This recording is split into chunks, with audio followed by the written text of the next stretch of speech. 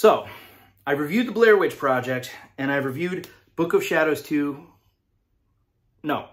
And I reviewed Book of Shadows, Blair Witch 2, which I still say gets a lot of hate that it doesn't fully deserve. Don't kill me. I know it's not as good as the first one. I'm just saying they went in a different direction. They took a risk, and sometimes it worked for me. Okay? We'll leave it at that.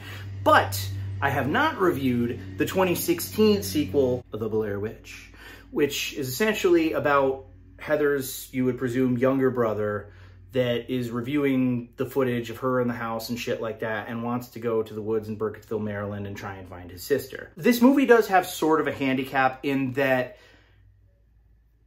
the odds that it's going to be equal to the original Blair Witch. The original Blair Witch is like The Exorcist in its own right, in that like it started a genre, and the way it was done, the authenticity of it, down to their dialogue and like stupid shit that they say and do before they go into the woods, it just feels really organic. You watch a lot of found footage movies these days, like even some of the later Paranormal Activity movies, and you're just like, there's a fake vibe about it. You go back and you watch the Blair Witch Project and it feels real. It feels authentic. And that was part of that, and all the, you know, hype around it that it was actually real back in 1999. I also watched it the correct way on a big screen TV by myself at night in the pitch dark, and it creeped the living hell out of me, okay? So that's a lot to live up to.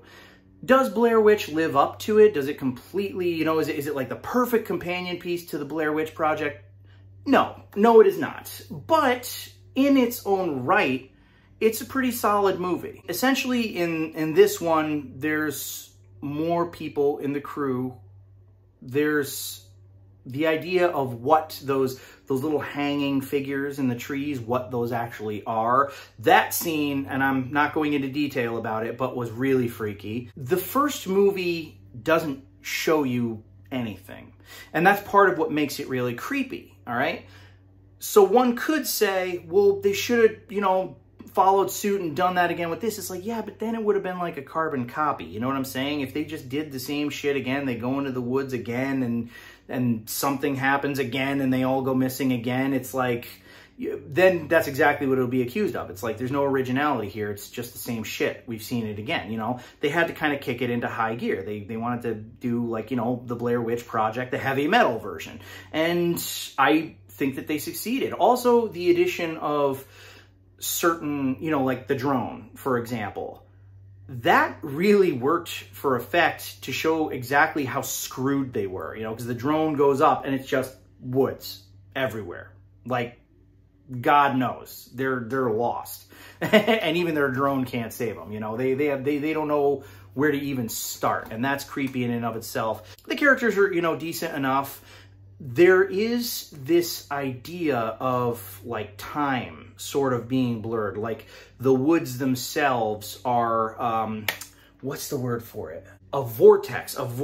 There's, I read a book on how to hunt ghosts, and there's like these things, like the Bermuda Triangle is a vortex, and that's essentially, it could lead to another dimension. It could lead to another place in space-time. You can see people from the past, you know, kind of a thing. So the woods that the Blair Witch inhabits essentially is a vortex. And I thought that that was a cool idea. It was very disorienting. It really added to the idea of, oh yeah, no, these people are done.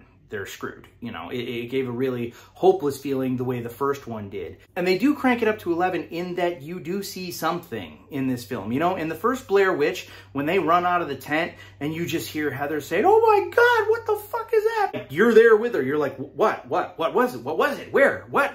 Show me, you know, and you don't see it. And you're even more creeped out, but you're like, wow, whatever she saw must have been nightmarish for her to be screaming like that. And in this, you see something. And the thing, they were very smart with it because you only see it in quick little glimpses. So they don't give it enough time to look like shit, but you have enough time to get the basic gist for what it looks like. And it's like, oh, damn, dude. Wow. Like, it's pretty legit scary. You know, usually when you have a movie like The Blair Witch Project that was good because it didn't show anything, that's usually why it was so good. That's usually why it was so creepy and effective, because your imagination can you know, do a lot of things that cinema can't for you, you know? But I think that the way they filmed it, they were very smart because it was quick, like blips. It was enough for you to like kind of know what you're seeing, but without being like, ah, that looks fake. And given what it did look like, had I run out of a tent and seen that barreling towards me in the woods, yeah, I probably would have been screaming at the exact octave that Heather was in the original Blair Witch. So, Blair Witch, it's a solid enough movie. I would absolutely recommend it. I don't know why on God's green earth you would think that it would be equivalent or better than Blair Witch Project. It absolutely is not. But it's a solid movie, and it has my recommendation. And that's all she wrote.